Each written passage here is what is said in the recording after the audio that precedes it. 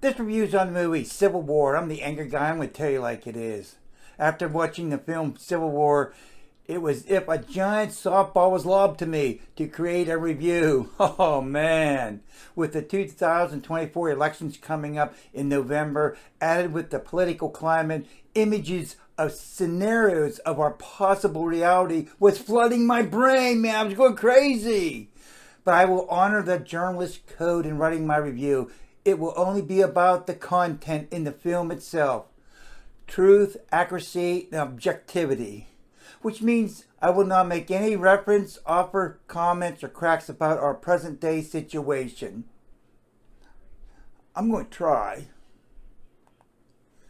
In the film Civil War, the President of the United States, Nick Offerman, has a great plan to restore his own idea of democracy by the entire United States having an insurrection against the states of California and Texas, which they have organized into a group called the Western Forces.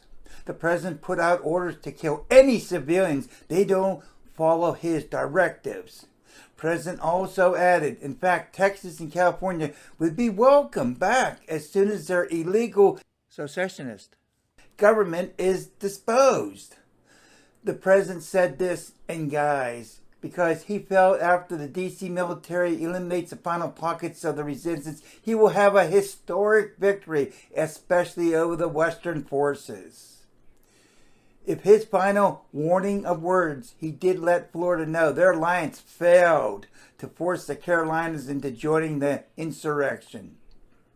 The main narrative of the film was four journalists created an unimaginable dangerous plan to travel 857 miles across the states to reach Washington, D.C., which is ground zero with the United States military located there and fighting, so they could have an interview with the president himself.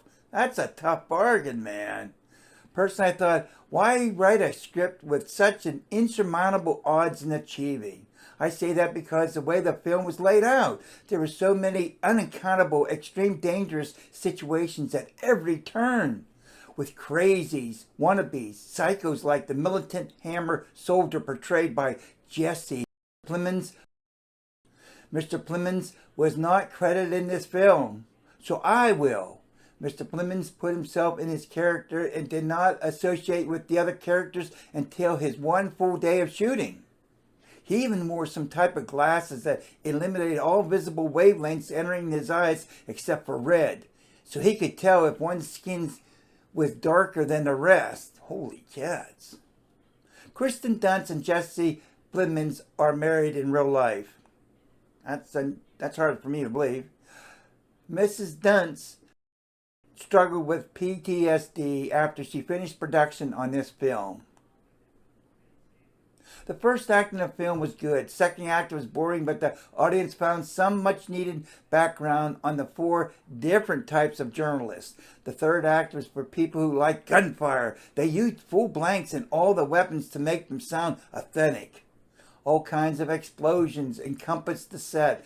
People getting shot, death all around with constant blaring noise of close combat fire. I put the film Civil War off because I personally don't like Kristen Dunst. Sorry. She is a great actress. Every film I see her in, I can't stand the character she portrays. Since I saw the film Mona Lisa Smile, she played her character so well, I think she is that in real life. The film slowed way down in the middle, and I personally thought the writer/director could have written a shorter second act and a less over-the-top, fiery, almost predictable ending of the characters and storyline.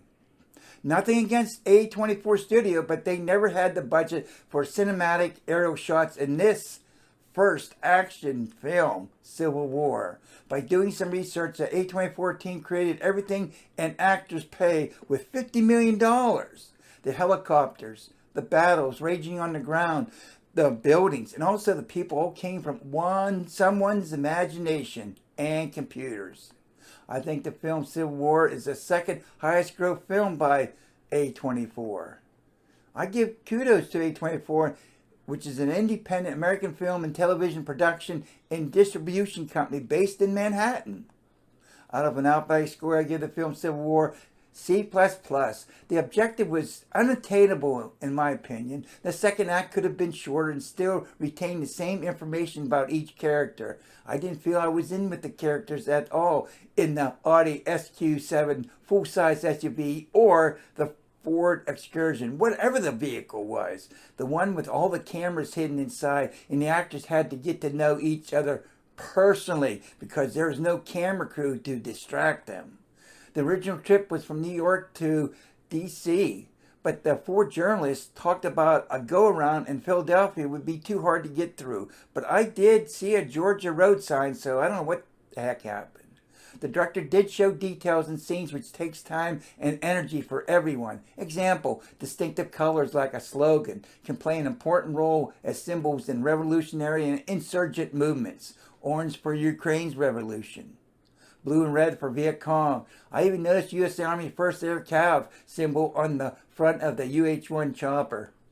Since I am not a journalist, what about those small United States flag pin on your left lapel on their dress suits? I'm sorry. I just couldn't help myself. Sorry.